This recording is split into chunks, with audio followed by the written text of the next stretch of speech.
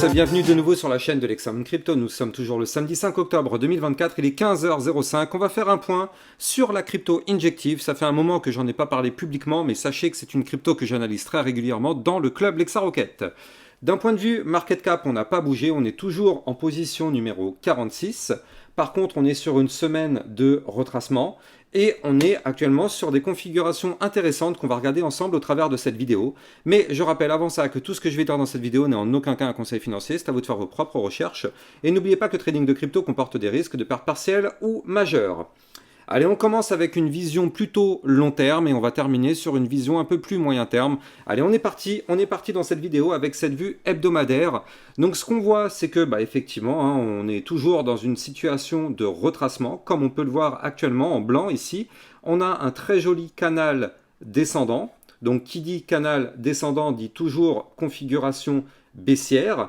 Tant qu'on est dans ce canal descendant, malheureusement, on est et reste baissier. Comme ça, c'est clair, net et précis. Ne crions pas victoire. Maintenant, ce qu'il faut bien noter, c'est que, ok, on est dans un canal ascendant, mais déjà en termes de probabilité, un canal descendant a plus tendance à vouloir breaker par le haut. Donc là, ça voudrait dire quoi? Ça voudrait dire que on a plus de chances de faire un truc comme ça. Et c'est plutôt logique. C'est plutôt logique parce que ici, on a un niveau clé à venir récupérer. Regardez la boîte que je vous dessine actuellement. Ça, c'est une zone à venir récupérer. Pourquoi? Parce qu'en fait, elle correspond à un ancien range qu'on avait breaké par le bas. Et donc là, si jamais effectivement on se met à remonter, cette zone qui se trouve ici entre le niveau de résistance des 31,99 et les 29,73 sera une zone à venir récupérer. Maintenant, ce qu'il faut noter tout de même, c'est qu'on a ici une résistance Fibonacci à 23,66. Et donc d'ailleurs, c'est cette résistance qui nous a pour l'instant rejeté, qui nous empêche d'aller plus haut. Donc là, on a une double résistance. On a la résistance 0,618 Fibonacci à 23,66 $ et on a aussi juste en dessous le haut du canal descendant qui, je le rappelle, est une résistance à 23,54 $. Donc effectivement, ici, on est bel et bien sur une grosse zone de résistance. On n'a pas le choix qu'il va falloir breaker si on veut poursuivre et aller chercher des points plus hauts. Maintenant, ce qui est plutôt pas mal, c'est que je vais juste dessiner ceci, voilà. Et juste en dessinant ça, vous l'avez compris, on voit actuellement à l'écran un pattern dont je vous ai quand même pas mal parlé. C'est ce qu'on appelle un bull flag. Ici, je vous ai dessiné donc effectivement le bâton du drapeau. Et donc là, on a le drapeau en lui-même. Et donc en général, statistiquement parlant, ça ne veut pas dire que c'est ce qui va se produire à 100%, mais en termes de probabilité, ce type de pattern a plus tendance à vouloir breaker par le haut. Donc ça confirmerait déjà qu'on est dans un canal descendant, ça a tendance à péter par le haut, et on est dans un bull flag, donc ce retracement, normalement, aurait tendance aussi à vouloir péter par le haut. Donc là, on a quand même déjà deux indicateurs qui pourraient nous montrer que cette crypto pourrait, pourquoi pas, reprendre une configuration haussière dans les prochaines semaines. Alors bien évidemment, il faut noter que tout dépend du Bitcoin, vous le savez.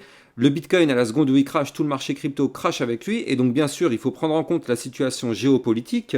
Bon, on l'a vu, dès qu'il y a eu l'attaque en Proche-Orient, là, il y a quelques jours, le Bitcoin, comme tout le reste du marché, des marchés financiers, ça s'est mis à chuter. Mais ce qui est bien, c'est que le Bitcoin a chuté, oui, mais pas trop non plus. Donc, ça veut dire que le Bitcoin reste toujours fort, malgré la situation géopolitique qui est quand même pas mal dégradée. Donc là, pour l'instant, en tout cas, tant que ça tient, tant mieux. Ça peut permettre à nos altcoins de pouvoir, pourquoi pas, prendre de la force. Mais bon, de toute façon, nous, on n'aura rien, encore une fois, tant qu'on n'arrive pas à breaker la résistance du canal descendant. Et même pire que ça, si on n'arrive pas à breaker cette résistance, on peut parfaitement chuter pour aller chercher, cette fois-ci, le bas du canal descendant qui va se trouver la semaine prochaine, ici, à 10,91 $. On n'espère vraiment pas que c'est ce qui va se passer, mais c'est une possibilité si on n'arrive pas à péter ce canal par le haut. Maintenant, on va bien sûr noter les bandes de Bollinger qui commencent à se compresser, donc ça c'est une excellente nouvelle. Plus les bandes de Bollinger sont compressées, plus on aura un mouvement volatile important. Regardez ça. La dernière fois qu'on avait eu des bandes de Bollinger compressées, c'était ici, c'était avant la première phase du cycle. D'ailleurs, on a connu un très gros pump par la suite à 9,66 $. On a quand même été chercher la zone des 55 $, je crois, ou ouais c'est ça, 52,97 $. Donc ça a fait quand même un très joli pump. Et donc là, c'était parce qu'on avait des bandes de Bollinger resserrées qui a annoncé effectivement un mouvement hyper volatile. D'un point de vue long terme, la configuration RSI est plutôt bonne. On est actuellement à 47, donc ça c'est une zone de survente, donc belle configuration RSI. Et configuration Momentum MACD qui est pour l'instant sur une configuration bullish, étant donné qu'on a eu un cross bull il y a 2 semaines, c'est ça, c'est ça, 2 semaines. Donc effectivement, on est sur un cross bull, donc pour l'instant momentum contrôlé par les bulls. Donc on est plutôt pas mal, même si effectivement là on voit qu'on est encore dans le rouge, les indicateurs montrent qu'on pourrait avoir, pourquoi pas, une potentielle reprise de force. Très bien, ça c'est pour la vue plutôt long terme. Alors, cette vue long terme, si jamais on se met à reprendre de la force, comme je vous l'ai dit, on aurait une belle zone à venir récupérer à 31,99 $. Et je rappelle que si on réintègre ces 31,99 $, ça voudra dire qu'on réintègre l'ancien range en venant du bas. Et quand on fait ça, en général, le but est d'aller chercher le haut du range à 44,93 et pourquoi pas tenter sa cassure par le haut. Donc ce serait vraiment parfait. Mais bon, pour l'instant, encore une fois, comme je vous l'ai dit, ne crions pas victoire, on va y aller piano piano. Et là, en fait, forcément, vous le savez, dans le club Lexa Rocket, vu que c'est une crypto que j'analyse très très régulièrement, bien sûr, on aura petit à petit l'avancement, les prochaines targets et tout ce qu'il faut savoir sur cette crypto dans les prochaines semaines. Bon, ceci étant dit, on va regarder maintenant la vue jour. En vue jour, on est actuellement posé sous un truc important qu'il faut garder en tête. Avant de vous en parler, je rappelle bien évidemment que vous pouvez trader cette crypto-monnaie sur une plateforme validée PSAN auprès de l'AMF. Il n'y a donc pas de risque de fermeture de la plateforme Binance. Vous avez le lien en description de cette vidéo. Ça vous permet en plus de ça d'obtenir un bonus à vie sur vos frais de trading. Donc n'hésitez pas à taper dedans. Vous avez le lien en description de cette vidéo. D'un point de vue effectivement vue jour, donc moyen terme, on a ici une belle ligne de tendance baissière. Vous le voyez ici en bleu.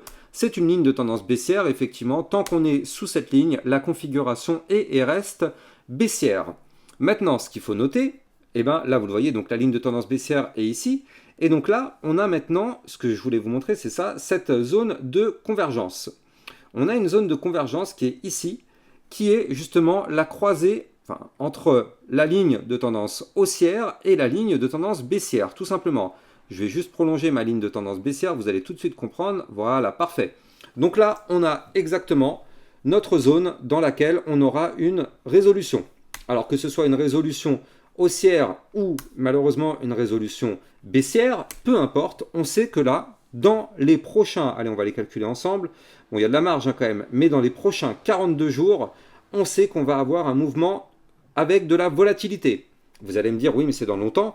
Oui, mais malheureusement, on est dans un marché financier, on ne peut pas gagner en claquant des doigts dans les secondes qui suivent. On sait très bien que c'est comme ça que ça fonctionne. Mais en tout cas, là, ça peut se produire bien avant, évidemment. Hein. Si le Bitcoin décide de pump, là, forcément, la crypto injective, comme toutes les autres cryptos du marché, vont pump et casser. Hein. Donc, ça peut arriver bien avant. Mais en tout cas, tout ce qu'on sait, c'est que là, dans les 42 prochains jours, on aura ce mouvement de cassure. Alors, on espère bien sûr que ce sera une cassure de la ligne de tendance baissière par le haut, ce qui pourrait nous signifier effectivement une belle petite reprise haussière pour aller chercher les résistances que je vous ai données tout à l'heure.